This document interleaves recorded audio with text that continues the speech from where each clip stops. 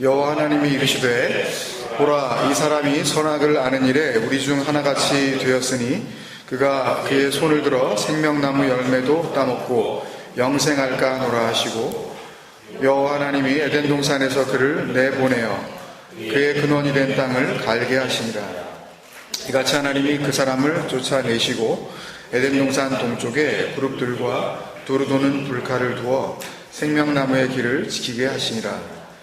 아담이 그의 아내 하와와 동침하매 하와가 임신하여 가인을 낳고 이르되 내가 여호와로 말미암아 득남하였다 하니라.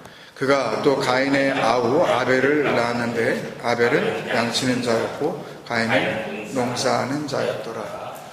아멘. 베레시트의 마음 창세기 39번째 시간입니다. 구원의 내쫓김, 샬라흐라는 제목으로 같이 말씀을 나눕니다.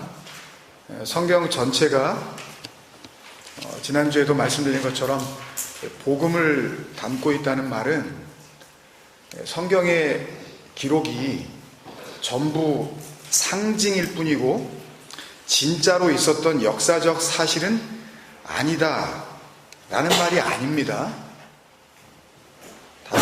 다시요.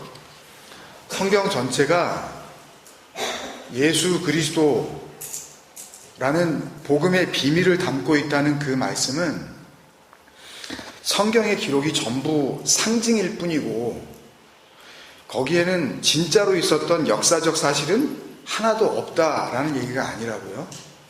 그런 얘기가 아닙니다. 성경은 구약 성경, 신약 성경을 막론하고 실제로 있었던 역사적 사실들을 수없이 담아내고 있습니다. 그렇지만 성경을 그렇게 실제로 있었던 역사적 사실로만 읽고 이해하고 믿고 설명하는 것은 사실 성경을 완전히 잘못 이해하고 있는 겁니다. 잘못 읽고 있는 거예요. 그 대표적인 예가 창조론입니다. 창세기 1장에서부터 2장 3절까지 소개되는 그 7날의 창조 이야기를 실제로 지구와 우주가 그런 순서에 의해서 창조되었다고 믿는 게 창조론 아닙니까? 첫째 날 뭘 만들고 둘째 날 뭘 만들고 이렇게 하는. 그래서 첫째 날에 뭐가 있었죠? 다른 거는 좀 헷갈려도 그거는 기억나시죠? 첫째 날. 네. 이미 빛이 창조됐는데, 빛이 있었는데 넷째 날에 가서 해와 달로 여겨지는 두 개의 큰 광명체가 또 창조된 거는 뭐냐라는 질문을 받으면, 그러면 창조론자들은 그거를 사실로 설명을 해야 되기 때문에, 과학적으로 설명을 해야 되기 때문에 첫째 날에 창조된 빛은 뭐 이런 빛, 하여튼 뭐 태양빛, 그 빛이라기보다는 빛의 근원이 되는 근본적인 에너지로서의 빛이라고 설명을 해요. 이게 무슨 말인지 아시겠어요?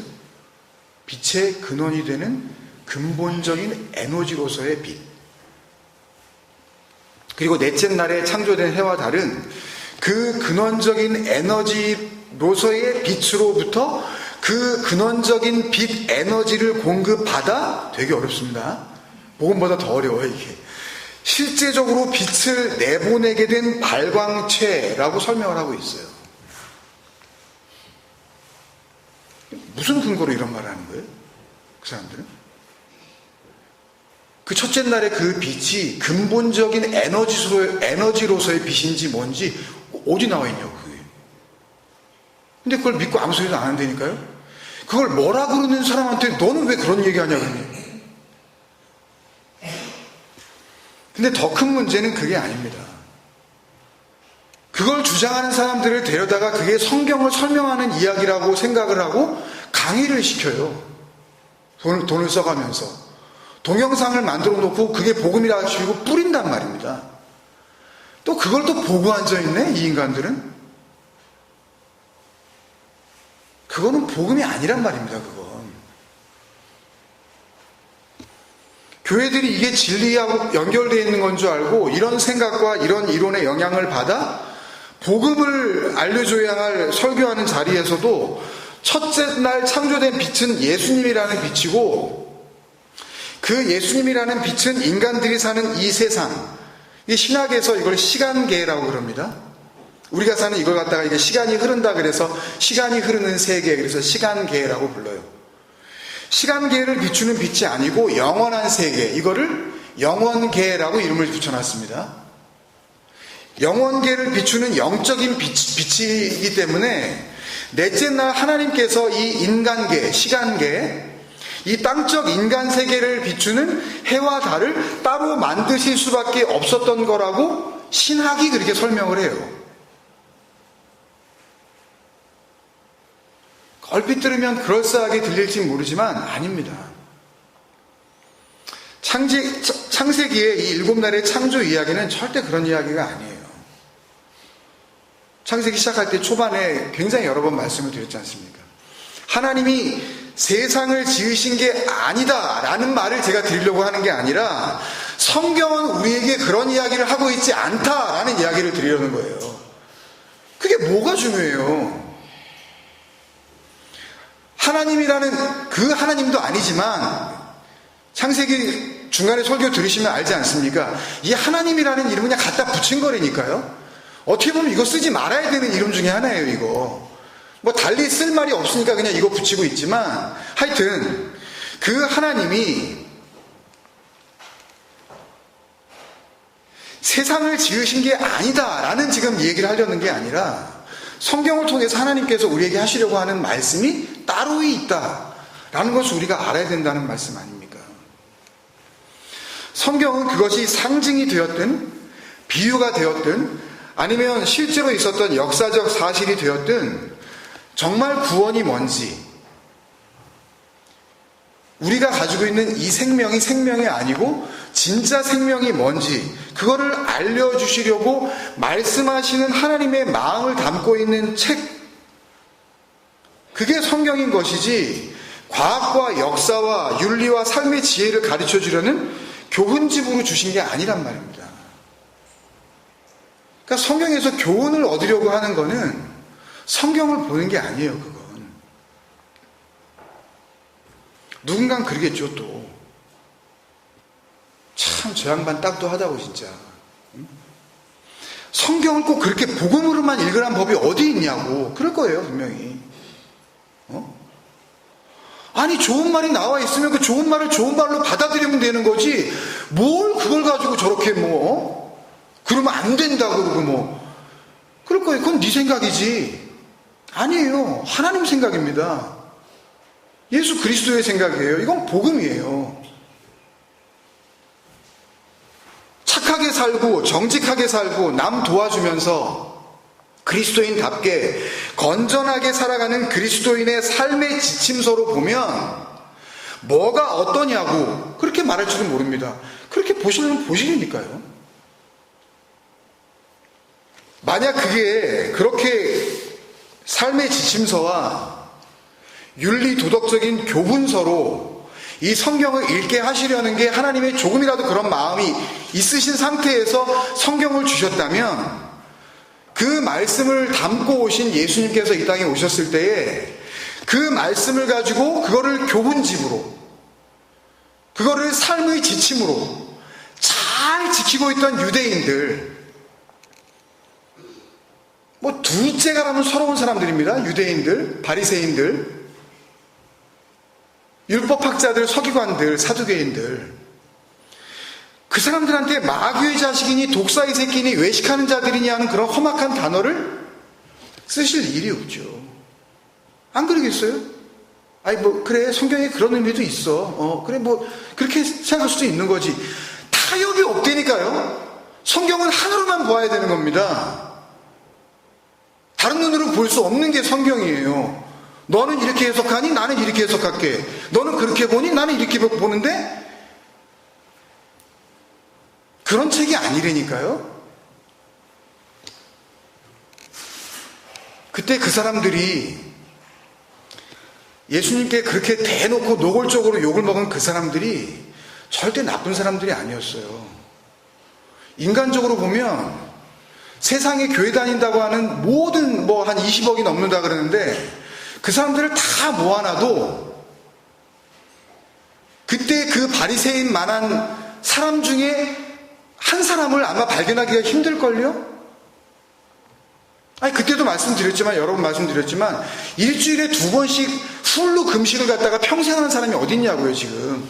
매주. 이유를 불문하고. 그걸 아껴서 가난한 사람한테 준다니까요, 진짜로. 하루에 3번씩 시간을 정해놓고 성전에 들어가서 1시간씩 무릎을 꿇고 하나님 앞에 기도하는 사람이 있으면 나와보라 그래요. 평생을. 매일. 나쁜 사람들이 아니라니까요. 말씀 묵상요? 큐티요? 그 사람들은 아예 성경을 통째로 외워버렸다니까요, 그냥.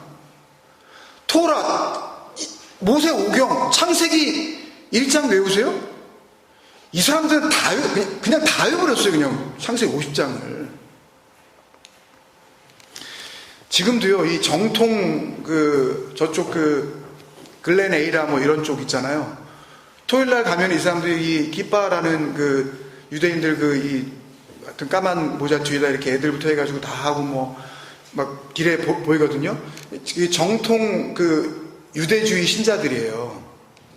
그러니까 금요일날 그러니까 토요일날 금요일날 저녁부터 해서 토요일날 저녁까지가 이제 안식일이 되는 거예요. 안식일을 잘 지키고 있어요, 그 사람들은요. 그 정통 유대주의 신자들은 자기 애들이 12살, 13살이 되면 바르 미츠바라고 하는 성인식을 하거든요. 지금도요? 성인식을 그때 해요. 한 13살 이때. 근데 이 꼬마들이요, 태어나가지고 이제 말을 겨우 배우기 시작할 때, 우리나라로 치면 기역, 니은, 히브리어로 치면 알렙베트, 이거 자기네 히브리 알파벳을 처음 배우기 시작할 때, 토라를 가지고 말을 배워요.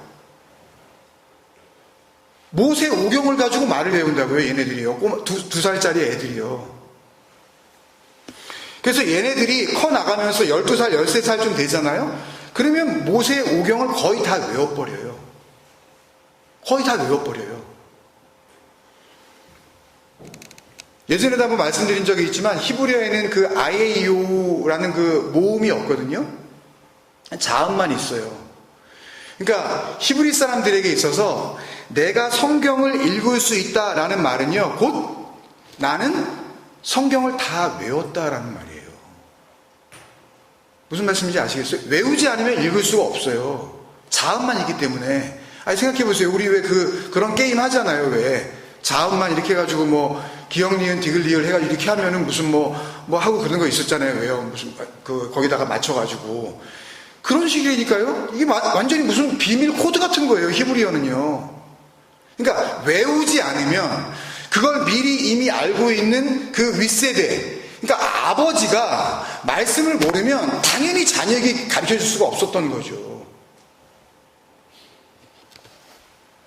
아무데나 펴요, 그냥 성인식에서. 아무데나 펴서 그 랍비가 다 펴주는데 그냥 줄줄 다 읽어야 통과해요. 마르 미츠바, 그게 계약의 아들, 말씀의 아들, 계명의 아들, 그런 뜻이거든요. 성인식이 뭐냐면 나이만 먹어서 되는 게 아니라 말씀의 아들이 되는 걸 성인식이라고 합니다. 그들이. 그게 그렇게 전 세계가 배우고 싶어 하는, 우리나라에서 다큐멘터리로도 해가지고 그것이 알고 싶어, 그러니까 하여튼 그런 식의 하여튼 이 영상물에서 여러 번 소개됐었던 그게 쉐마 교육이에요. 그거 하는 공부 잘 이렇게 한다는. 그러니까 공부 잘해가지고 하버드나 이런데 어디 좋은 데 보내고 싶으면 한번 히브리어 가르쳐 보시고 그거 한번 외우게 해보세요. 되는지 안 되는지.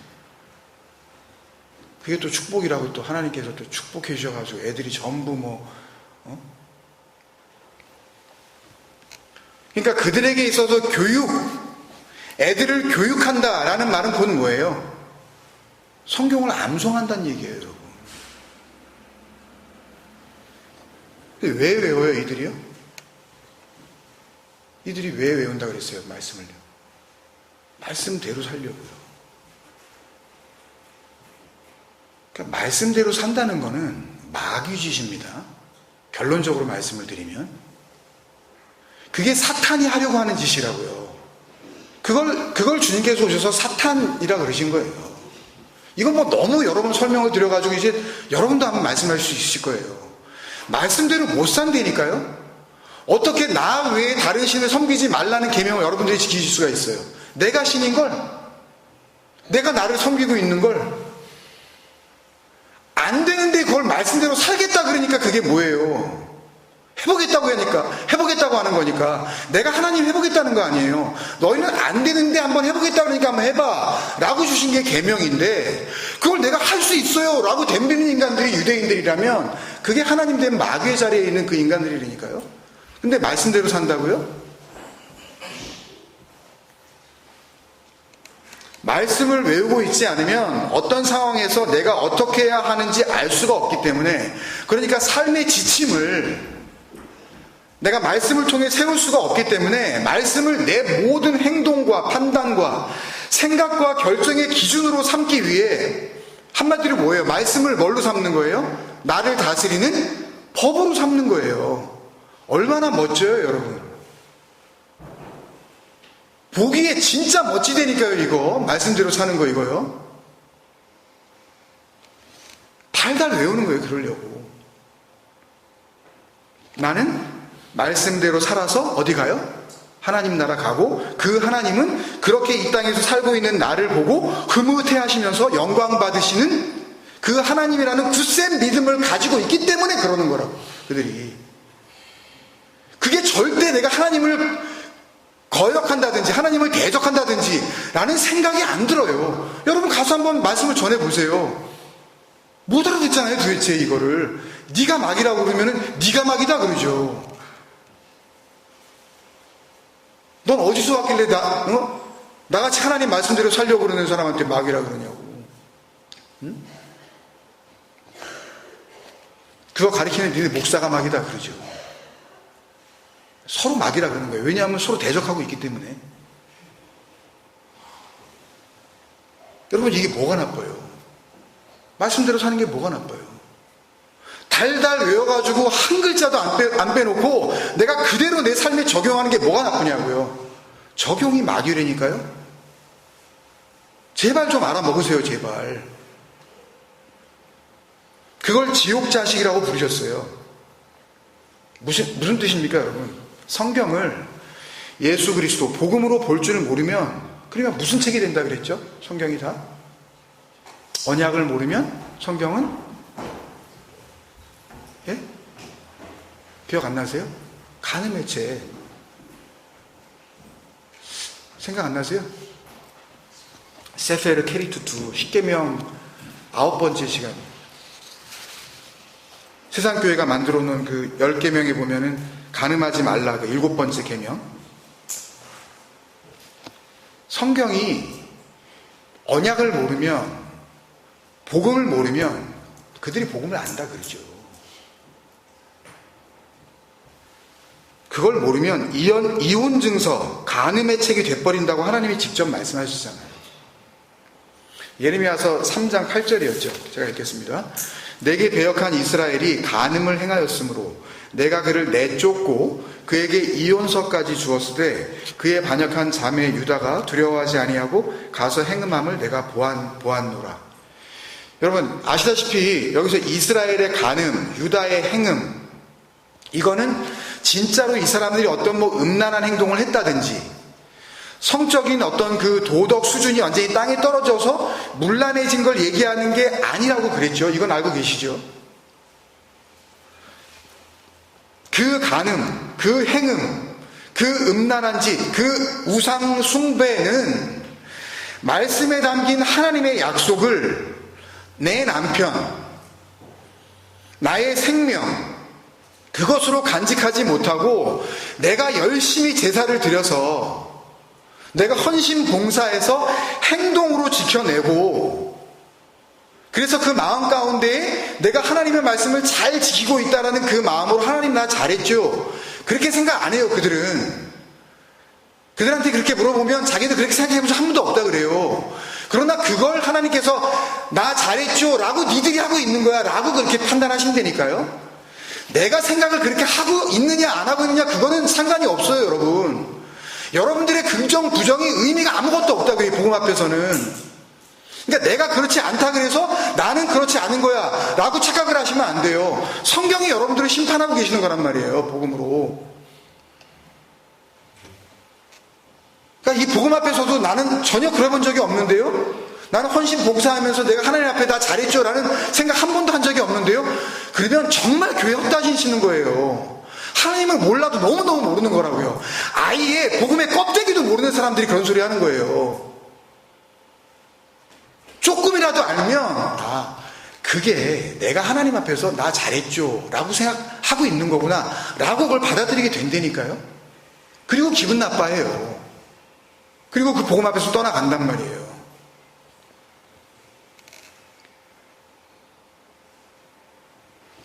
그걸 삶의 기준으로 삼는 거, 그런 존재적 상태, 그걸 간음, 나후, 그거를 음녀, 하나님과 이혼한 여자, 행음, 우상숭배, 죄인, 하타, 히브리어로 하타라 그랬죠.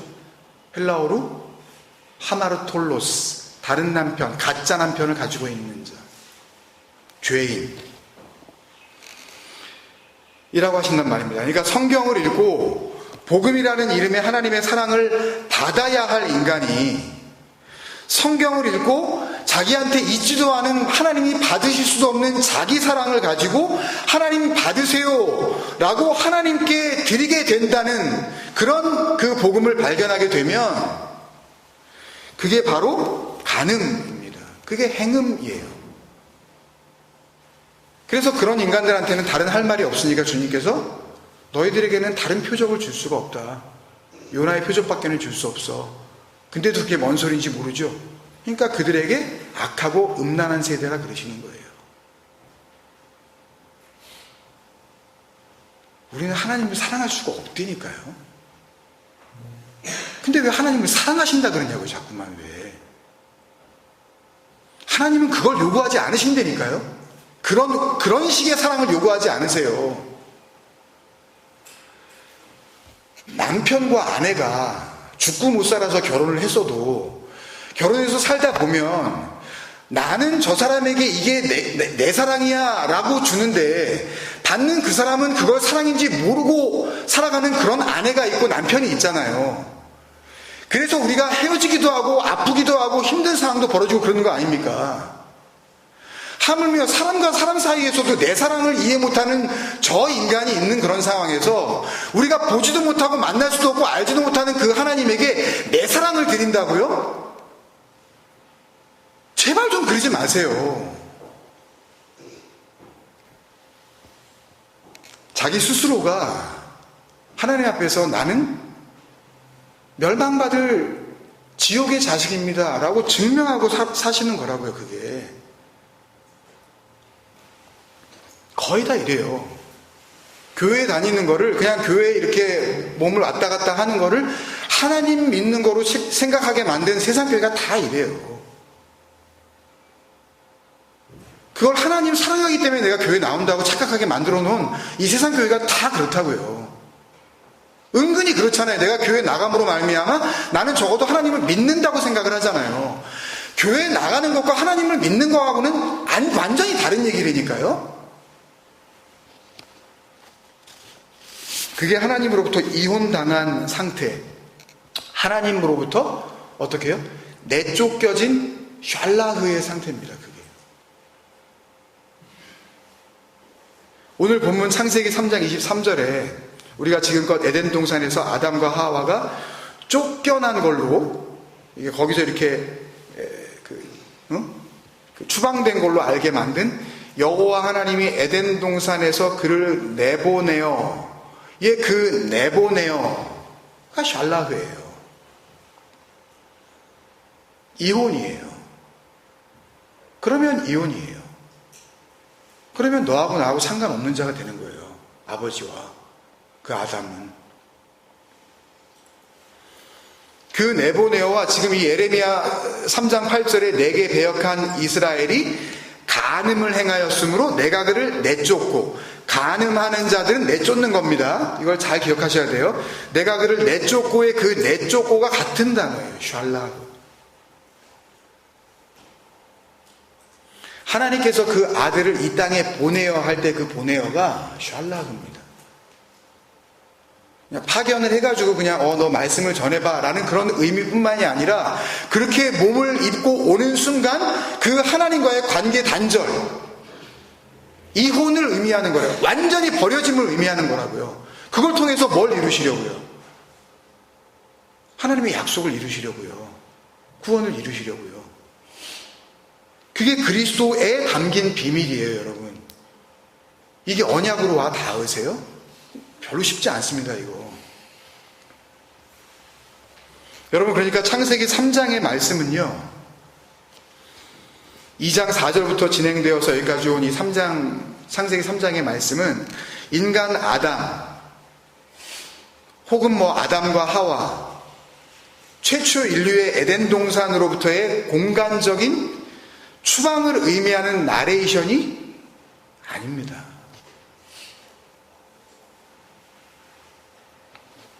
자기들의 노력으로 하나님을 사랑할 수 있다고 믿고 있는 음란한 인간들의 그 대표로 오셔서 하아담, 그 그리스도로 오셔서 그 모든 현장에서 가늠하다 잡혀온 더러운 여자 같은 그 인간들의 음란죄를 어떻게 해요? 본인이 대표가 돼서 그 하아담, 몸을 입고 있는 그 간음죄를 저지르고 있는 그 여인이 돼요. 그걸 덮어 쓰시고 하나님께로부터 철저히 샬라흐, 내쫓겨짐을 당하심으로 말미암아, 그러면 뭐가 열려요? 구원의 길이 열려요. 그때 생명나무의 길이 샤마르, 보호가 되는 거란 말입니다. 길이 열리는 거예요. 살 길이 열리는 거예요. 이걸 한 문장으로 정리해 준 게 사도 바울의 로마서 8장 3절 4절 말씀이에요. 제가 읽어볼게요. 지금까지의 말씀을 마음에 담고 이 부분을 같이 한번 따라가 보십시오. 율법이 육신으로 말미암아 연약하여 할 수 없는 그것을 하나님은 하시나니 곧 죄로 말미암아 이 페리 하마르티아스는 그 죄를 위하여, 그 간음죄, 말씀을 언약으로 보지 못하고 율법으로 밖에 볼 수 없는 그 죄를 이야기하는 거지, 남한테 해꾸지하고 그것도 죄는 죄예요. 근데 그건 죄들입니다. 죄의 현상이에요. 진짜 죄는 뭐예요? 말씀을 진리로 품지 못하는 게 죄입니다. 곧 죄로 말미암아 자기 아들을 죄 있는 육신의 모양으로 샬라흐 보내요. 헬라어 단어 펜포예요. 관계 끊어버리는 거예요. 육신의 모양으로 보내요. 육신의 모양을 입고 있으면 하나님과 교통할 수가 없는 상태란 말입니다. 이 상태에서는 그 영이신 하나님과 우리가 교통이 안 된단 말이에요. 그래서 우리에게 그 하나님과 교통되게 하시려고, 그 구원을 이루시려고 주시는 게 뭐예요?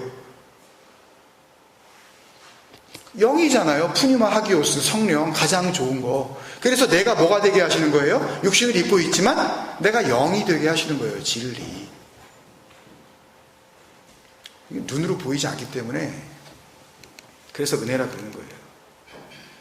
육신의 죄를 정하사 육신을 따르지 않고 그 영을 따라 행하는 우리에게 율법의 요구가 이루어지게 하려 하심이라. 또 설명드리지는 않을게요. 또 더 복잡해지니까. 지금 드렸던 그 앞에 창세기 3장 23절의 말씀과 예레미야 3장 8절의 말씀과 지금 로마서 8장 3절 4절의 말씀이 같은 복음을 담고 우리에게 그 복음을 알려주고 계시는 거라고요.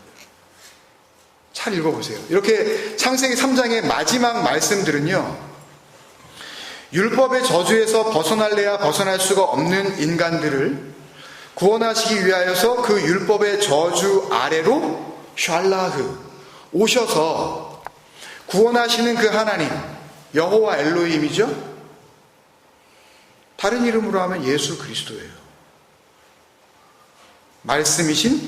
말씀으로 오신 하나님, 그 예수 그리스도께서 이루실 그 복음의 완성을 정확하게 알려주시는 것으로 창세기 3장을 마무리하고 계시는 거예요.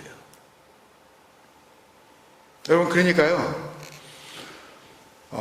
여기까지의 말씀을 통해서 창세기 지금 39번, 오늘까지 39번 지금 나누고 있는데, 여기까지의 말씀을 통해서 이 복음이 들리고 그 복음에 의하여 나의 음란함이 하나님 앞에 고스란히 드러나게 되면, 그러면 이게 뭐예요? 내가 어떻게 되어 있는 상태예요? 가늠하다 현장에서 붙잡혀서 누구에게? 내 그 간음죄를 담당하실 바로 그 예수 앞에 끌려온 그 여인의 상태죠. 그러니까 끌려와야 되는 거예요. 붙잡혀 와야 되는 거예요. 그 여자를 보고서 혀를 찰 문제가 아니라 그건 복음을 담고 있는 모습이라고요. 간음하다가 현장에서 붙잡혀 오는 거예요. 누구 앞으로? 그 간음죄를 덮어 쓰시고 죄 없다 하실 그분 앞으로 오는 거라고요. 근데 자꾸만 자기는 깨끗하다고 그러고, 내가 할 수 있다고 그러고, 내가 지켜서 내가 할 수 있는 걸 내가 보여드릴게요. 이게 뭔 짓이냐고요, 도대체. 그게 무슨 복음이냐고요. 그렇게 되면 어떻게 돼요? 그 예수 앞에 나오면 어떻게 돼요? 그 예수가 뭐라 그러세요?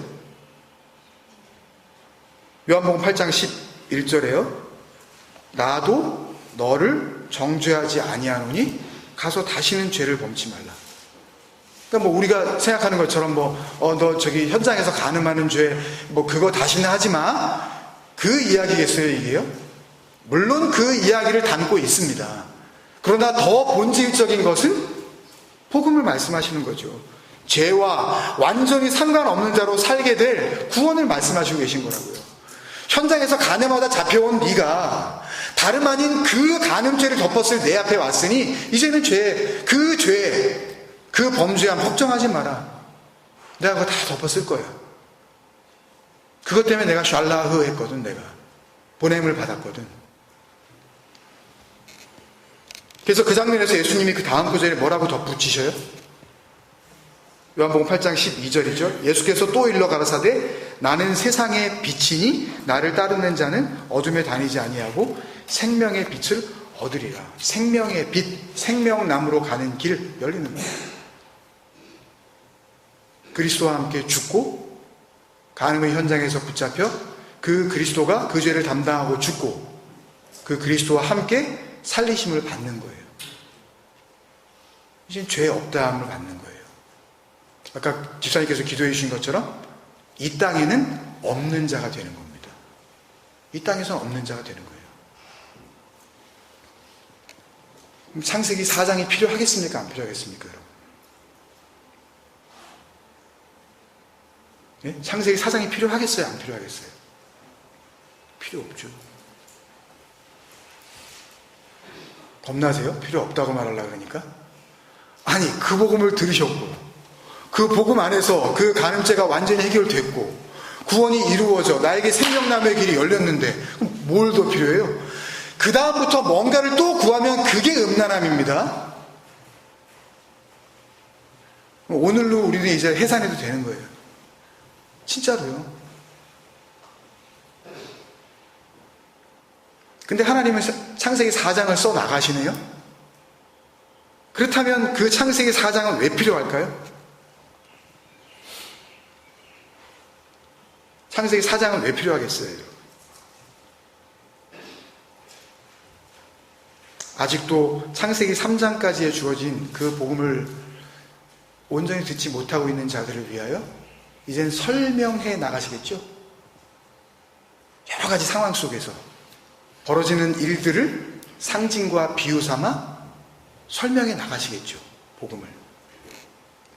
하나님께서 성경을 주신 목적이요, 진정한 복음이 뭔지를 들려주시는 거였는데 창세기 3장을 통하여 39번 우리가 같이 말씀을 나누고 그 복음을 드러냈다면 그 하나님이 말씀을 주신, 성경을 주신 그 목적이 이루어진 거잖아요. 그죠?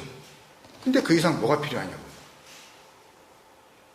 진짜 복음을 들은 사람은요, 사실 어떻게 되냐면요, 더 이상 궁금해지지도 않는 게 정상입니다. 의심하지도 않게 돼 있어요.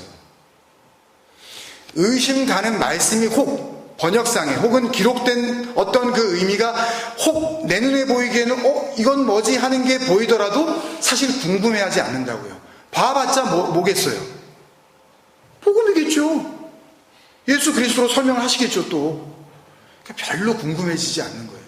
저는 솔직히 궁금하지 않습니다. 이 뒷장면. 진짜로요. 하나도 궁금하지 않아요. 이걸 궁금해하실, 아직도 복음 안에 들어오지 못한 그들을 위하여 그 궁금함을 복음으로 풀어내는 것 뿐이죠. 저는 솔직히 하나도 궁금하지 않아요. 진짜로. 내가 정말 그 말씀과 그 복음과 그 은혜에 의하여 살리심을 받았다면 가장 좋은 것, 그 진리의 영, 그 하늘의 생명 넘겨받은 건데 뭐가 궁금해요? 뭐가 궁금해요? 그냥 주어진 삶, 주신 호흡, 그냥 감사하면서 기뻐하면서 누리면서 사는 거예요. 뭐와 함께? 진리와 함께 기뻐하는 거예요. 고린도전서 13장. 뭘 더 알아야 돼요? 내 안에 그리스도가 사셨는데, 내 안에 진리가 있는데 뭘 더 설명을 듣냐고요. 내가 진리인데 그렇게 말하기가 아직도 좀 이렇게 머뭇거려지세요? 그게 성경의 약속이니까요, 여러분. 복음이 완성하시는 시편 119편 기자가요, 우리 기억하고 있는 것처럼 내 마음을 주의 증거들에게 향하게 하시고 탐욕으로 향하지 말게 하소서. 내 눈을 돌이켜 허탄한 것을 보지 말게 하시고 주의 길에서 나를 살아나게 하소서. 간절히 기도합니다. 프로시코마에 주의 길에서 살아나게 하소서. 근데 나에게는, 여러분한테는 그 말씀이 더 이상 나의 가능성을 부추기는 그런 탐욕스럽고 그렇게 허탄한 것으로 보이지 않고 아무리 봐도 이제 뭘로밖에 안 보여요? 복음으로밖에 안 보이네? 예수 그리스도로밖에 안 보여. 그게 뭐예요? 주의 길에서 살아난 거란 말입니다. 내가 생명의 길이 된 거란 말이에요. 내가 생명나무를 따먹은 거란 말입니다. 아니 어디 그런 나무가 있겠어요? 그런 열매가 어디 있겠냐고요. 평생을 돌아다녀 보십시오. 생명의 빛을 얻은 거라고요. 어두운 데 다니지 않는 데니까요. 그런데 그런데도 불구하고 복음의 완성까지 다 창세기 3장에서 말씀하신 그 하나님께서 창세기 4장 이하를 쓰게 하신 이유는 당신의 그 복음을 이제는 확증해 주시기 위해서 계속 기회를 주시는 거예요. 무슨 기회겠어요? 그 복음을 다시 들을 수 있는 기회죠. 아직도 길이 뭔지 모르고 있는 그들에게 주의 길을 보여주시고 그 생명나무로 가는 그 길에서 살아날 수 있는 기회를 주시려고.